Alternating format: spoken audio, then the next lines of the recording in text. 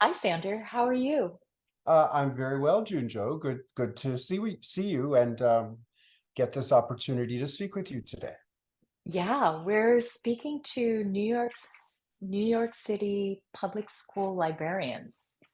And I think you went to New York City school public schools.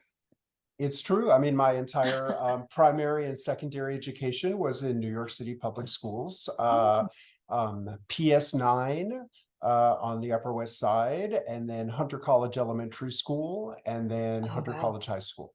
Oh, wonderful. Well, I'm really excited to be talking to librarians with you. This section, this breakout is called Connecting Science and Culture with a little bit of Dazzle and the Tiny Wild. So we'll hopefully cover all those topics. My name is Junjo Lee. I am a children's book author. I have written this wonderful book, picture book biography about Sandor Katz. And here is Sandor Katz with me. This is part of our Living Hero series, Living Food Hero series. I'm also an ethnographer professionally, and Sandra and I spent some time together. Well, I visited you in Middle Tennessee at your Walnut Ridge fermentation school. And we also met at Zabar's and had some of those delicious pickles and walked along the same areas where you grew up as a little boy as ethnography for this book. Yeah. Sandra Katz is the best-selling author of many books.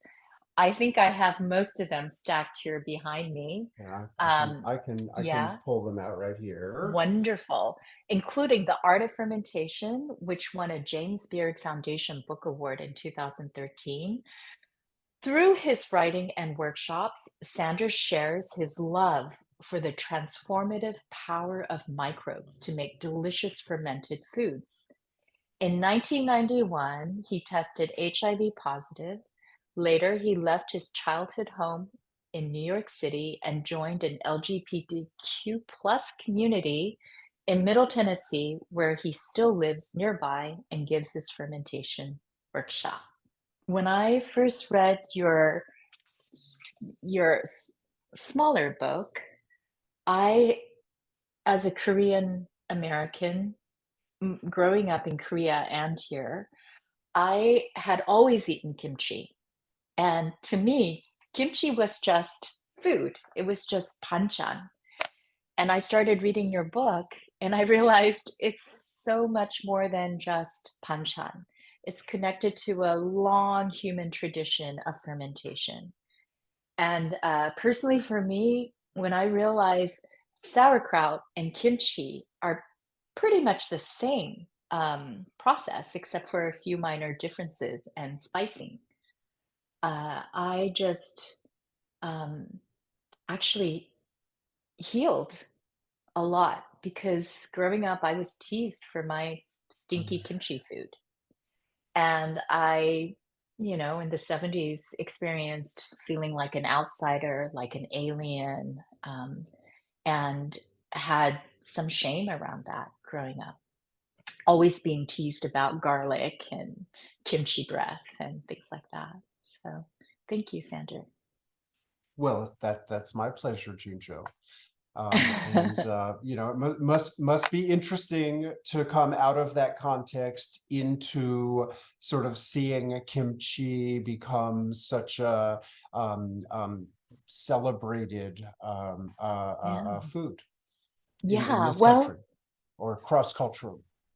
yeah. And I think I know you're quite modest and but I think you're kind of responsible for, at least in this country, kimchi being found in mainstream grocery stores as well as, small little food co-ops all across the country, from, Iowa to California, New York City, Maine, Florida. And I don't know, do you take that responsibility? I wouldn't think of myself as being responsible for it, but I think that I had very good timing where, because of the Human Microbiome Project, Uh-huh. a population that had heard its entire life that bacteria were dangerous and needed to be avoided and destroyed by any means Mhm. necessary started to hear that bacteria are important to our functionality, to our ability to digest food, to our immune systems, to other aspects of our health and well-being. Um, and so I think my book came out in the context of a growing awareness and Mm. interest in bacteria for health reasons, and suddenly that shifted the context for people thinking about fermented foods and beverages. But the reality is that whether you're in Korea, whether you're in the United States, Mm. whether you're in South America, whether you're in Africa, wherever in the world you happened to grow up, almost everybody eats and drinks products of fermentation every day. So it's Mhm. not as if the American families that weren't eating kimchi weren't eating anything fermented. I mean, they were eating bread, they were eating cheese, they were using vinegar, they were eating chocolate, they were using vanilla, and an incredible range of the foods that people eat and drink every day everywhere are produced by the action of microorganisms. Yeah, I think many people, just like myself, just thought bread is bread, chocolate's chocolate, coffee's coffee, and didn't cheese is cheese. And I don't think they connected it to this large body of work produced in interaction between humans, plants, animals, and microbes. So I think that sort of concept is something that you helped us understand more and more deeply. So you are my food hero, Sandor Katz. Well, sweet. Thank you very much, Junjo. I thought I might read just a few pages from the book to get us started, and then I will ask you some questions. Is that okay? Sure, that sounds great. Okay. So here's the illustrations. And just as a backdrop, I, like I mentioned, went to Walnut Ridge. And so this description comes from actually being there and observing and participating in your fermentation school. Picture this: in the woods of Middle Tennessee, halfway up a tall, tall hill, because it's not quite a mountain, right? I realize that, is a place called Walnut Ridge, where a green garden leads to a log house powered by sunshine. Cross the crickety crockety porch into a kitchen full of curious people, tasting fizzy, funky, sometimes furry flavors. And then look at this illustration. It looks just like you right now. Yeah. Um, and there is Sandor Katz, joyfully reaching inside a big jar of saltwater brine, fishing for pickled treasures, for flavor messages from the tiny wild.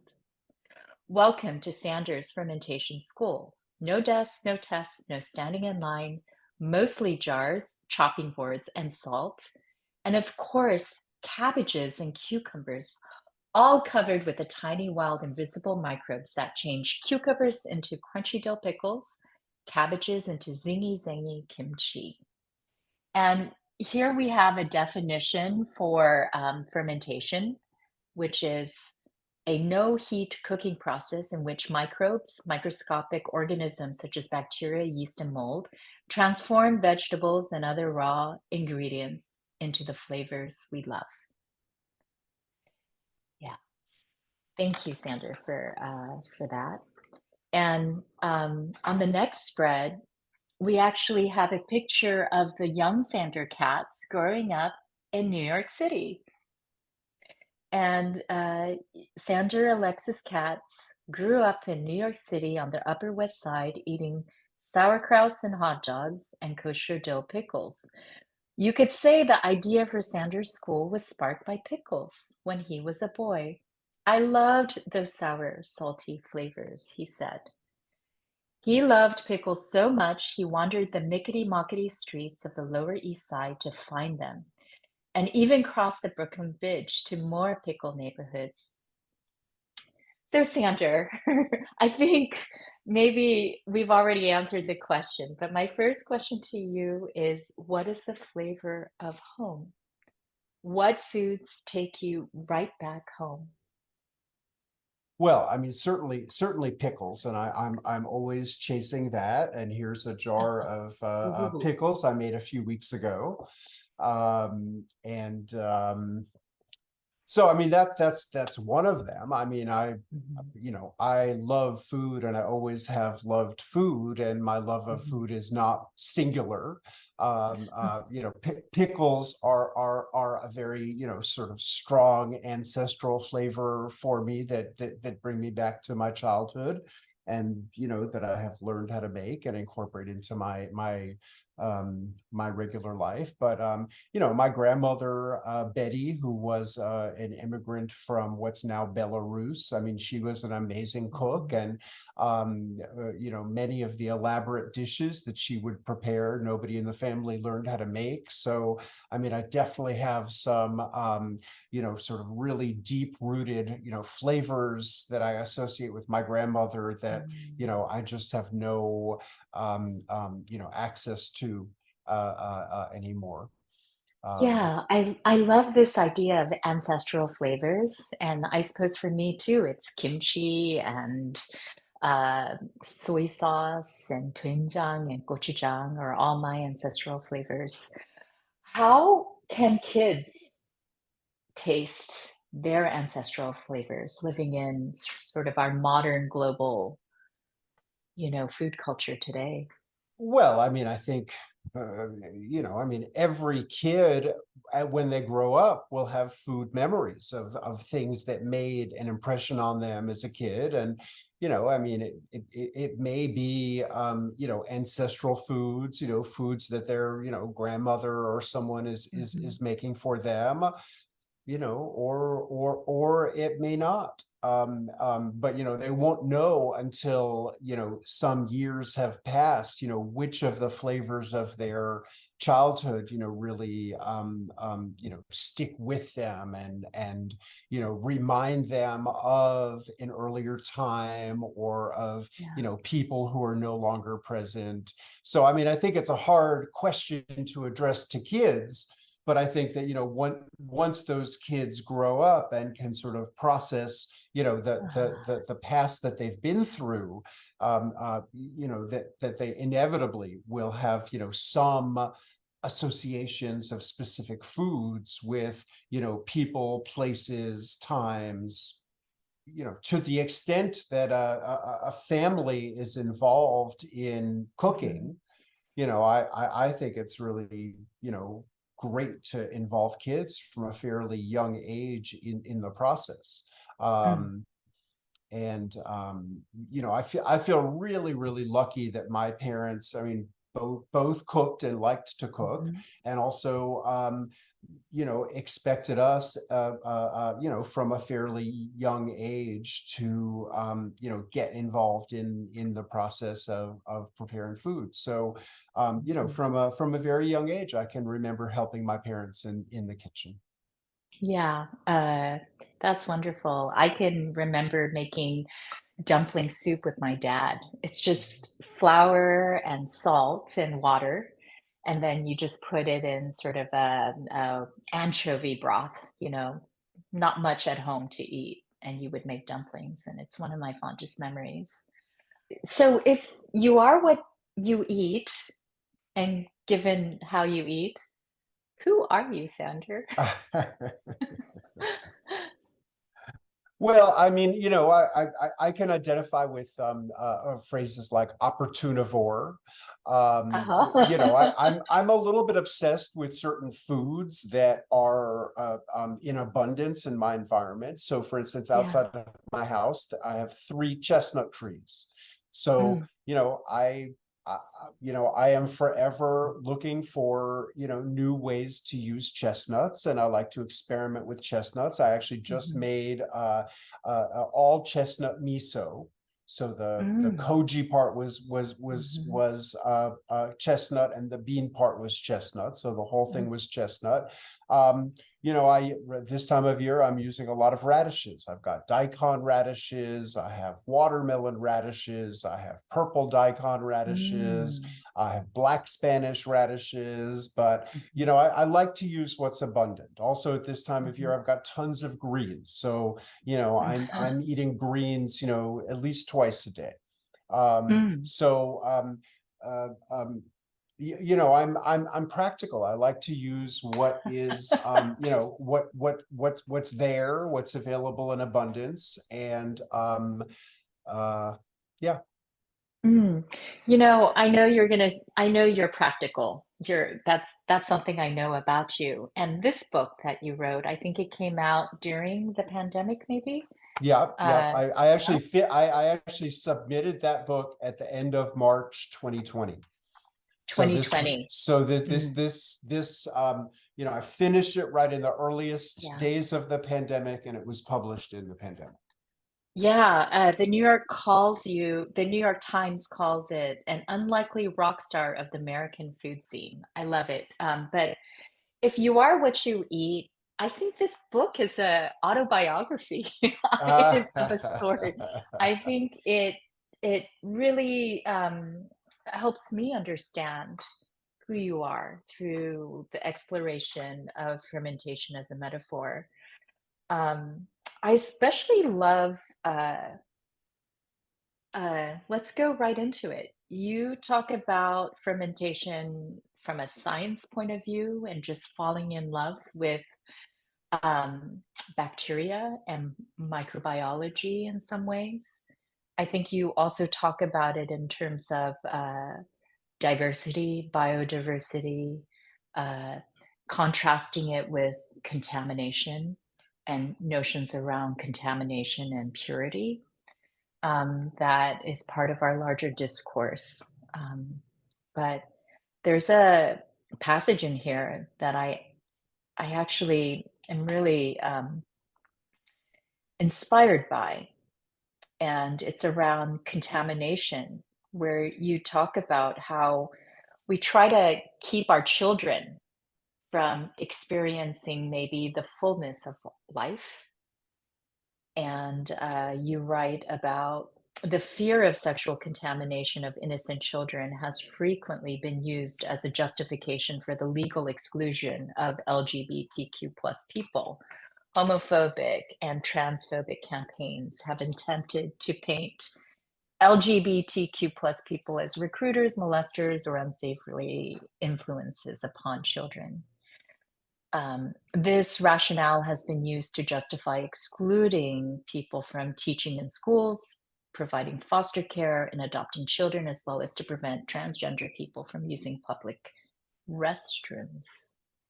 And I'm just really curious. What is how can fermentation in sort of an education context maybe be used to discuss some really, hot mess topics that may create all kinds of foment or ferment. Well, so I mean, first of all, I would just sort of point out to the, people Mhm. who are watching this conversation that the very word fermentation comes from the Latin word fervere, which means to boil. And it's because the visible action of fermentation in liquids is bubbles, just like the visible Mm, action of boiling. And when we use fermentation in a metaphorical sense, mhm, we use it really to describe any kind of phenomenon that could be exciting or bubbly. And generally that those would be things that not everybody agrees on, where there's a little bit of conflicting views and opinions, and sort of that's part of the process that's creating the bubbles, creating the mhm, excitement.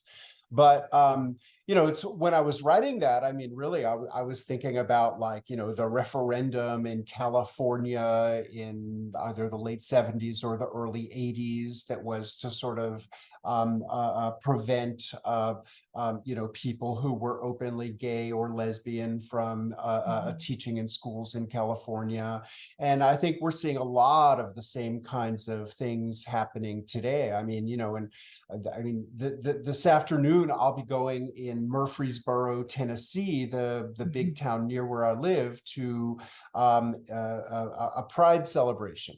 But it's being Mm. held indoors in a coliseum rather than outside, because there's this sort of growing notion in a conservative state like this, that merely letting a child see, let's say, an adult man in drag, or a person of non-binary gender, as some Mhm. sort of grooming, Mm. which I mean, to me seems absurd. And I mean, children are not going to be sort of set in a particular direction by seeing an adult do the same thing that they do all the time, which is playing dress up. Mhm. There's playing dress up is, it's just it's a totally normal thing that pretty much all children would engage in. Mm. And certainly it might be part of experimenting with identity, playing with identity. But seeing an adult playing with identity in that way is not going to corrupt them in any way. But in this country, we're having a sort of a big debate about this right now. Mm. And I guess that's one of the reasons why your book about me is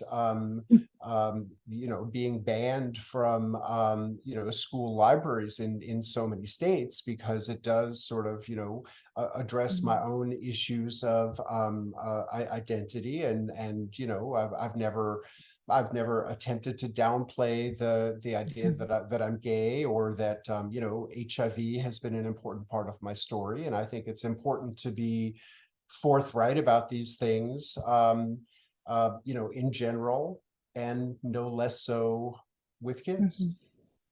Yeah, I'm really curious about how fermentation can help us, move beyond sort of like fear of contamination or impurity or other fears that we might have. Well, I mean, I think part of it is that fermentation Uh-huh. is a recognition of biodiversity. I mean, obviously, people figured out all of the techniques that we use around the world for fermentation without specifically understanding the presence or the role of bacteria or fungi.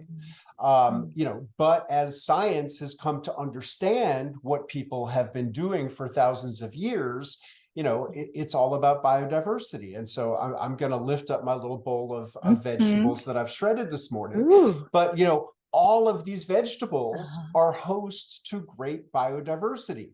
And among the many organisms on all of them are Yeah. lactic acid bacteria. And so the a number of things could happen to the vegetable. If we just loosely shredded it in a bowl, then Mhm. mold spores that are on it would dominate in an oxygen rich, humid Mhm. environment. And this bowl of vegetables could become like a cloud of hairy mold that bears no resemblance at all to delicious, tangy, crunchy sauerkraut. Mm. um, uh, um, you know uh, uh, there's also always lactic acid bacteria. I mean, Mhm. all plants growing out of soil on planet Earth are believed to be host to lactic acid bacteria. So, what we're going to do when we're trying to turn this into kraut cheese is to get the vegetables submerged under their own juices. This Mm. protects them from the flow of oxygen, so those molds can no longer grow, and the lactic acid bacteria will typically be dominant. So, all of fermentation is about manipulating environmental conditions, in really simple ways so as Hmm. to encourage the growth of the organisms we want while simultaneously discouraging the growth of the organisms that we don't want. But I think that that's a powerful metaphor for just reality. Like, we are Yeah. no less biodiverse, and also we all have diverse influences upon us, Mm. and I think that this is a good thing. I don't think we benefit by being protected from the realities of the world. And I mean, obviously there's no, for a very small child doesn't need Mhm. to know sort of gory details of ugly things that happen in the world, but part of their growing awareness is becoming aware of the complexity of of the world, of people, of relationships, of biology, of all of these things. And so I Oh. think that fermentation is a beautiful illustration of this, that Mhm. also enables us to feed and nourish ourselves and our families really well. I love that. I love this sort of discussion around composting versus fermentation, like the difference between composting things versus, yeah, fermenting. Well, I Um, mean, I mean, to a biologist, fermentation is anaerobic metabolism, the production of mm, energy without oxygen. mhm, Most people trying to do intentional composting want an aerobic process. Um, mhm, so there's this distinction, but in the on the ground world of microbially transformed foods and beverages, the vast majority are anaerobic, but there are certainly mhm, examples that require oxygen. So we've come to use fermentation in a broader mhm, way to describe any kind of microbial transformation. And if we're going to use fermentation in a broader way, I would say that the compost pile is an example of fermentation, of microbial transformation. And so fermentation really is the basis for soil fertility, as mm, well as part of how people everywhere make effective use of mhm. whatever kinds of food resources they have in abundance. Ah, I love that. Sandor, we have a recipe at the end of the book. And we actually asked you to make sure the recipe was accurate. And you had one very significant comment or edit, which was, do you remember? Well, yeah, sure. Number two, it said put a handful of salt, and like the last thing you want to do is make it too salty. So I always try to emphasize with people to sprinkle the salt on. Use less than you think you need, and of course, for young kids don't necessarily have any idea how much they'll need. So I would say salt very lightly, mix it up, and then taste it. And if it's always easier to add salt than it is to take salt away. Mhm. And I Yes. wouldn't really describe this as a recipe. I mean, this is like Mm, this is a process. mm, And part of the point of it is you could do it with almost any kind of vegetable that you mhm. wanted.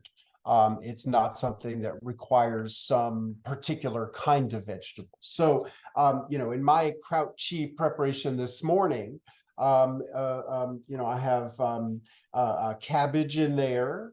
I have some shallots in there. I have these Oh, gorgeous watermelon radishes.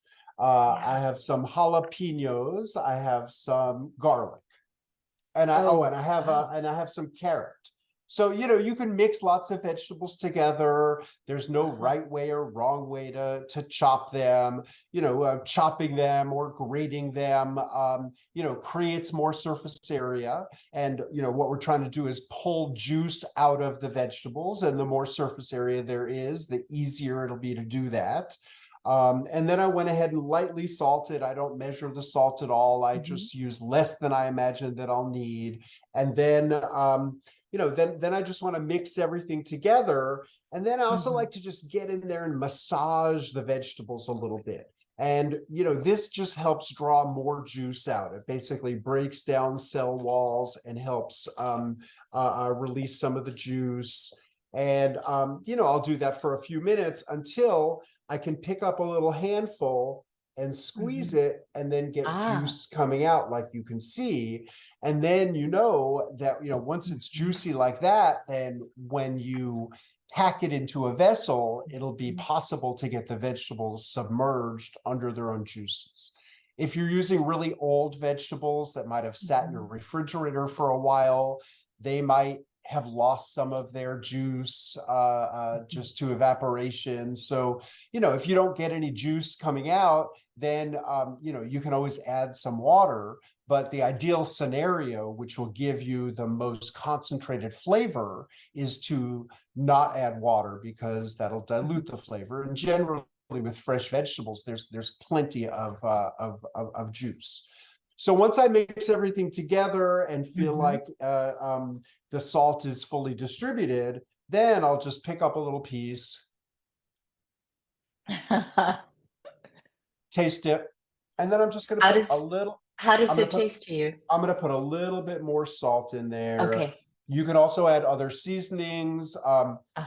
I feel like with between the garlic, the shallots, and the jalapenos that I put in there, it seems like there's plenty Mhm. of there's plenty of spice.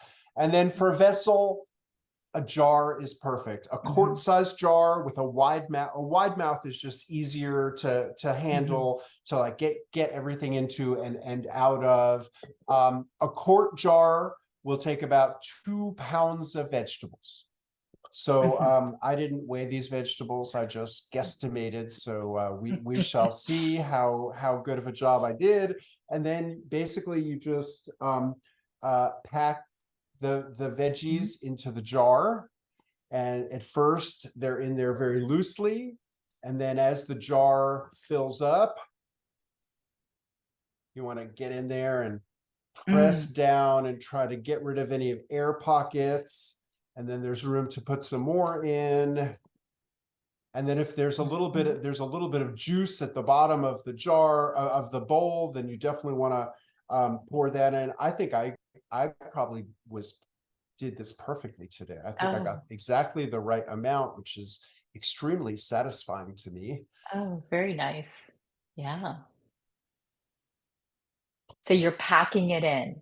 I'm packing it in. You don't want to go to the Uh-huh. very, very top of the jar, Okay. because once it comes alive and produces carbon dioxide, it'll lift everything up a Mhm. little bit. So I like to use the sort of bottom of the tread as about as full as I'll go. Um, and then I'm just going to take the excess juice in here, Mhm. pour that in. Mhm.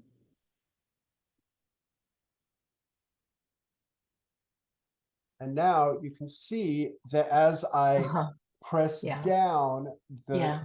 juice is coming up to the surface. Um, I'm going to put the last handful of veggies in here. Now, ideally, you have some little weight bearing down. So, Okay. with a kid, you can just, make a little adventure to like a river and pick up a river rock, something like that. Mhm. Sometimes I'll cut like a turnip or a big radish or the base of a carrot or an onion and use a vegetable to hold everything down. Mhm. It happens that I have these little glass discs, and I'm going to go Mm. ahead and use this little glass disc to Oh, to to to nice. be a little weight bearing down on it. And then I'm just going to put the lid on here just so we don't have flies going in and such. Mhm. Um, an important thing to remember with the lid is that this will create some pressure. So you don't want to tighten it down. Or if Mhm. you do tighten it down, then you want to remember to manually release it every day so that the pressure can get out. But you could just leave this on loosely and the pressure will get out. And then, this is really the whole thing. This is not rocket science. Mhm. It's the kind of thing that, young kids actually get very enthusiastic about. And my experience is, Mhm. when kids make this, then like every day they're going to be like, is this ready? Can we eat it yet? And they'll be really Oh, eager. And of course, there's no hard and fast rule for how long you ferment it for. It gets more acidic as time passes. What I like to recommend that okay. people do is, ferment it for 3 or 4 days, taste it, Mhm. press it back down, give it 3 or 4 more days, taste it again. And, then, the kids you're making it with, anyone can sort of get a sense of the spectrum Mhm. of flavors that are possible as the acids are accumulating over time. And like this is a batch that's a year old, that's been in a root cellar Wow. at earth temperature for a year. Uh-huh. This is a batch that's a month old. So Mhm. I mean, people like it different ways. Really from just like a handful of days to Mhm. extremely long periods of time. Of course, the temperature of your environment Mhm. has great implications, because the warmer your environment, the faster the metabolism of these organisms. So, the year-old one, I couldn't do if I lived in an apartment in New York. I need, Uh-huh. the fact that I live in rural Tennessee and have a root cellar makes this possible.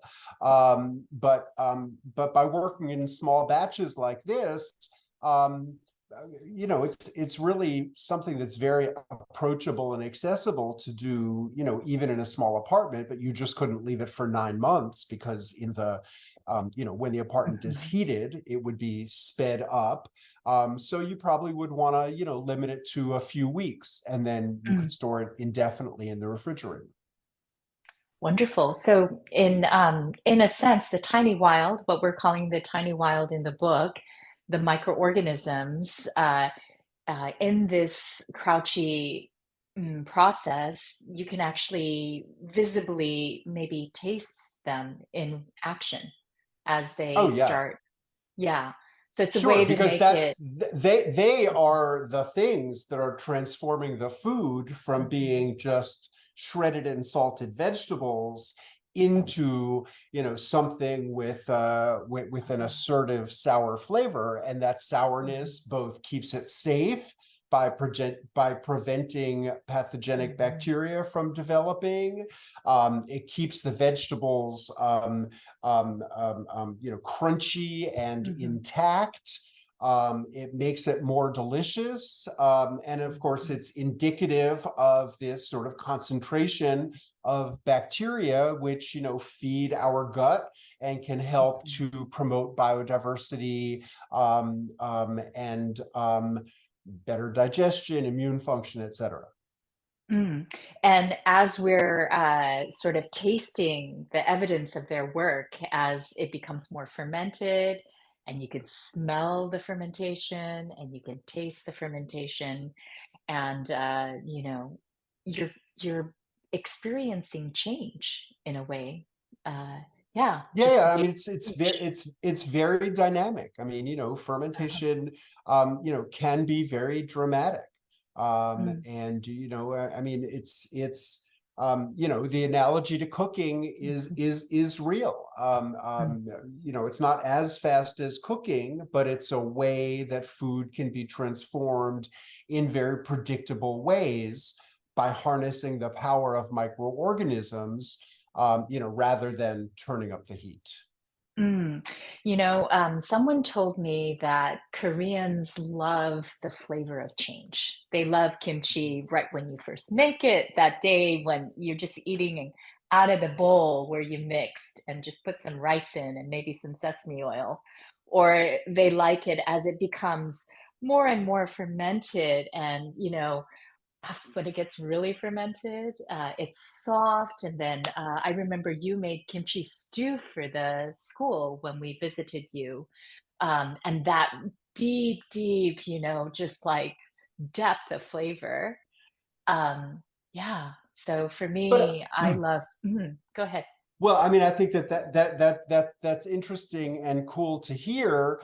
but I would say that's true, all kinds of fermented foods and beverages. Mhm. So, for Yeah. instance, cheddar cheese. If you go to any American supermarket and look at the selection of cheddar cheese before you, there's always mild, medium, sharp, extra sharp. This Mhm. correlates with time.